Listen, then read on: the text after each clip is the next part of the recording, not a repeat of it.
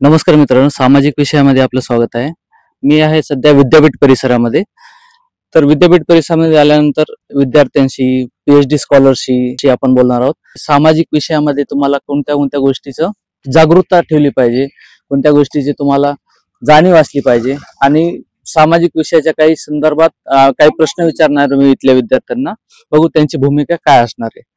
तर प्रथमतः मॅडम भेटले ते हे आपलं नाव सांगतील आणि तुम्हाला काय वाटतं की सरकारने जे पण धोरण स्वीकारले आहेत स्त्री सुरक्षाबद्दल ते सफिशियंट आहेत का? त्याच्यात काही बदल करण्याची गरज आहे, काय ऍड करण्याची गरज आहे असं तुम्हाला वाटतं? तुमच्या तुमच्या अनुषंगाने काय वाटतं तुम्हाला? मी सुरेखा थोरात, मी PhD स्टुडंट आहे, हिंदी डिपार्टमेंट. आज आपण बघतो की आपण अगोदरपासून बघतोय की स्त्रिया सुरक्षित समाजामध्ये स्त्रिया सुरक्षित नाहीयेत. कारण की अगोदर असं होतं की स्त्रिया सुशिक्षित नव्हत्या, त्या आर्थिकदृष्ट्या सक्षम नव्हत्या. पण आजच्या आधुनिक युगामध्ये आपण बघतोय की स्त्री शिक्षणाने आणि तिच्या संविधानिक अधिकारामुळे ती आज प्रत्येक क्षेत्रामध्ये पुढे आहे. मग ते शिक्षण असो, शिक्षा व्यवस्था असो, ती आज आज स्त्रिया चंद्रावर पण जाऊन येत आहेत. पण आज आपण बघतोय की समाजामध्ये आपल्या आजूबाजूला ज्या गोष्टी घडतायत त्या आपण बघतोय की रोज न्यूजपेपरचं एक पेजेस उघडलं की 2-3 आपल्याला त्या घटना दिसतात की ज्यामध्ये मुलींवर, छोट्या छोट्या मुलींवर सुद्धा अत्याचार होत आहेत आज. तर ही स्त्री आज कुठेच सुरक्षित आपल्याला दिसत नाहीये. भलेही ती आज तिच्याकडे संविधानिक अधिकार आहेत, तिच्याकडे मूलभूत अधिकार आहेत आणि सरकारही त्या अनुषंगाने आपल्या कायद्यामध्ये सुधारणा करण्यात अग्रेसर आहे. जसं की निर्भया हत्याकांड नंतर खूप सारे स्त्रियांविषयी कायदे झालेत. पण माझं असं वैयक्तिक मत आहे की जोपर्यंत या पुरुष प्रधान संस्कृती आहे आणि या पुरुष प्रधान संस्कृतीमध्ये जोपर्यंत पुरुषांची मानसिकता जोपर्यंत बदलत नाही तोपर्यंत स्त्री ही सुरक्षित होणार नाही आणि तिला समानतेचा दर्जा पण मिळणार नाही. तर ही पुरुष प्रधान संस्कृती जर चेंज करायची असेल तर आजच्या सुशिक्षित युवा पिढीने आपल्या स्वतःपासून ती सुरुवात केली पाहिजे. आपल्या घरापासून ती सुरुवात केली पाहिजे. आपल्या छोट्या छोट्या लेकरांपासून ते संस्कार रुजवले पाहिजेत. या महिलांच्या बाबतीमध्ये, आपल्या विचारांमध्ये त्यांनी परिवर्तन केलं पाहिजे. जोपर्यंत ही पुरुषी मानसिकता नष्ट होणार नाही तोपर्यंत स्त्रिया सुरक्षित होणार नाहीत असं मला वाटतं. पुरुषी मानसिकता बदलली पाहिजे असं म्हणतात. तर आपल्यासोबत अजून एक मॅडम आहेत, त्यांना विचार की महिला सुरक्षाबद्दल त्यांना काय वाटते आणि त्यांचे विचार काय आहेत. नमस्कार, माझं नाव रागिनी लक्ष्मण पाचांगे. माझं महिला सुरक्षाविषयक असं मत आहे की शासनाने जे कायदे बनवले आहेत, आपण इतिहास पाहिला ना, तेव्हापासून स्त्री दुय्यम दर्जामध्ये वागत आहे. त्यासाठी शासन विविध प्रकारे हे करत आहे, धोरणं राबवत आहे, योजना राबवत आहे. पण त्याचबरोबर महिलांची जी इकॉनॉमिक कंडिशन आहे ती सुधारायला पाहिजे.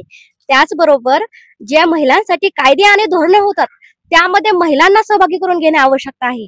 कारण त्यांचे जे प्रश्न आहेत, त्यांच्या ज्या समस्या आहेत त्या जास्त उघडपणे शासनाला कळतील आणि त्यांच्या समस्यावर उपाय म्हणून शासन काहीतरी हालचाली करू शकेल.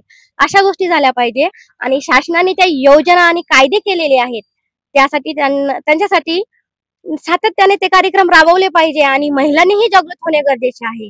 आणि एखाद्या वेळेस संकट प्रसंगी आला तरी महिलांनी स्वतः तेवढं सक्षम असलं पाहिजे की कमीत 15-10 मिनिटं तरी स्वतःचे संरक्षण करता आलं पाहिजे. तोपर्यंत आपल्याला बाह्य मदत मिळत नाही.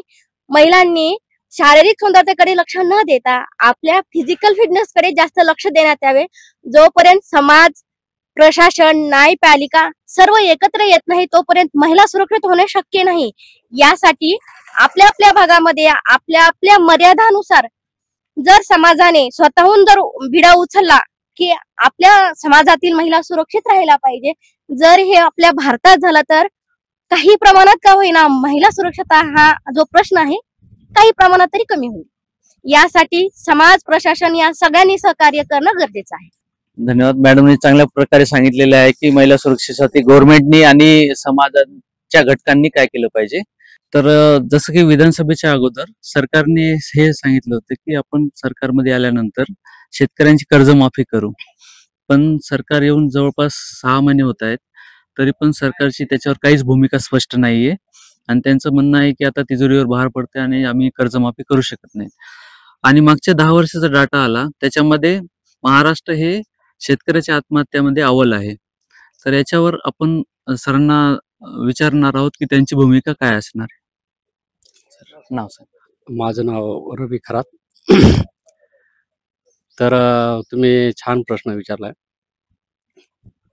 संदर्भ आहे शेतकऱ्याच्या महाराष्ट्रातील आत्महत्या. तसं जर पाहता तर महाराष्ट्रामध्ये दिवसाला 7 आत्महत्या होतात. तर यामध्ये तसं जर म्हटलं तर सरकारचे जे ध्येय धोरण ते कुठल्या तरी अँगलने थोडे फार चुकीचे म्हणा किंवा नियोजन थोडं कुठेतरी सरकारचं चुकते असं त्याचा एक अर्थ निघतोय. मधल्या काळात इलेक्शनच्या काळामध्ये काही ज्या त्यांनी योजना वगैरे काढल्या, लाडकी बहीण वगैरे असल्या, तर त्यामध्ये सरकारच्या तिजोरीमध्ये बी खूप भार पडते. तर ह्या कुठेतरी सरकारने नियोजनबद्ध योजना आखून ह्या गोष्टी करायला पाहिजे होत्या. तर हा जो प्रश्न आता वर्ष पावसाचा अभाव, कमी पाऊस, शेतकऱ्याकडं उत्पन्न नाही, त्यामध्ये जे सरकारने जे पीक आहेत त्यांना योग्य जर हमी भाव जर दिला, शेतकरी कर्जबाजारी होणार नाही. आणि मग त्याच्यातून जर शेतकऱ्याला व्यवस्थित वगैरे कर्ज वगैरे भेटलं तर त्या आणि शेतीचं उत्पन्न चांगलं भेटलं तर त्याच्यातून पण कुठेतरी शेतकऱ्याची आत्महत्या रोखू शकते बाबा. तर ह्या अनुषंगाने सरकारने व्यवस्थित पाहिलं पाहिजे.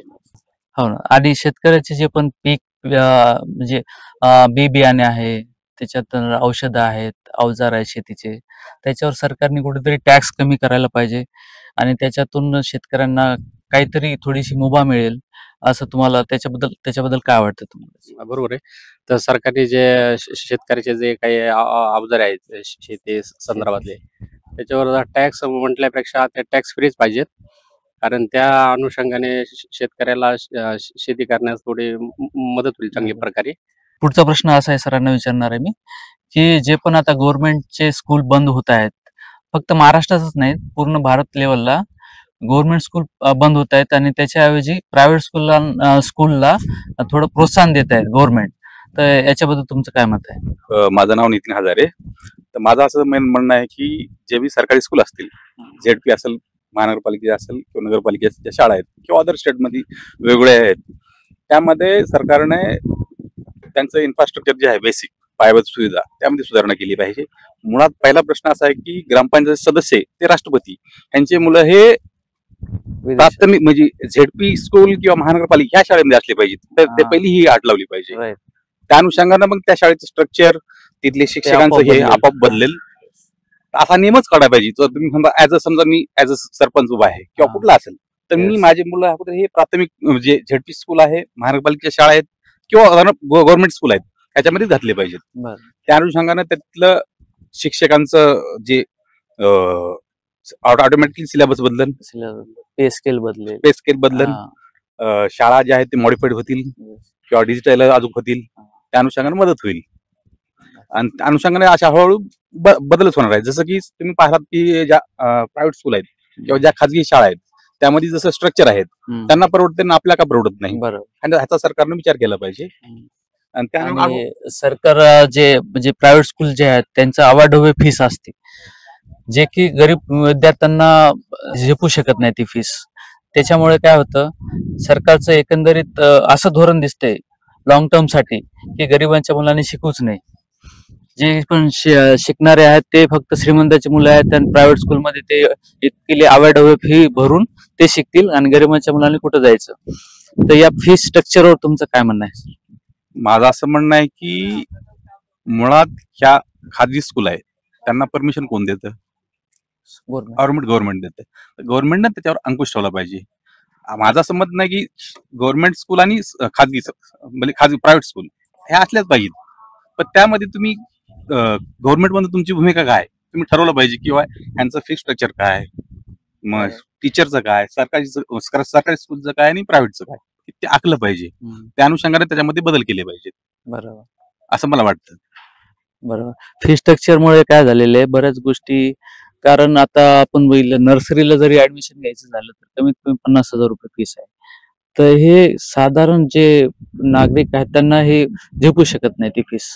आणि पुढचं तर खूपच दूर राहिलं. त्याच्यानंतर तुमचे तिथून तर स्टार्ट होतं एज्युकेशन, आणि हायर एज्युकेशन घेण्यासाठी तर आता जे MP MLA मंत्री संत्री त्यांचे मुलं सगळे फॉरेन मध्ये जातात.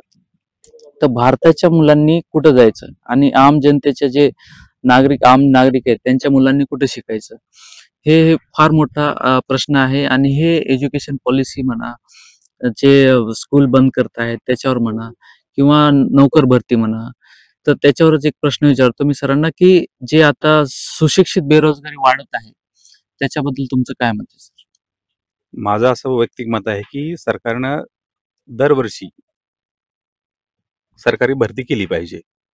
म्हणजे ती तलाठी असेल, झेडपीची असेल, MPC असेल, UPSC तर दरवर्षी त्यांच्या दरवर्षी म्हणजे कंपल्सरी कंपल्सरी घेतच ते. येस. बाकीचे जे बरोबर. स्टेट मधले ज्या नोकर भरती आहेत त्याच्यावर जे सरकार आहे नवीन वेगवेगळे बदलते, त्यांची धोरणे हे चुकीत ते सांगते की आर्थिक बोजा पडत आहे, त्यामुळे स्टे करतात, किंवा शिक्षक असेल भरती असेल किंवा प्राध्यापक भरती असेल, वेळोवेळी काहीतरी खाचकळगी आणून त्यास थोडा जरा विलंब करत आहेत, म्हणण्यापेक्षा त्याला खूप जास्त उशीर करत आहेत. खूप जास्त त्यामुळं सुशिक्षित बेरोजगारावर यांना त्याच्यामुळे वॅकन्सी पण खूप खूप आहे, वॅकन्सी खूप आहेत.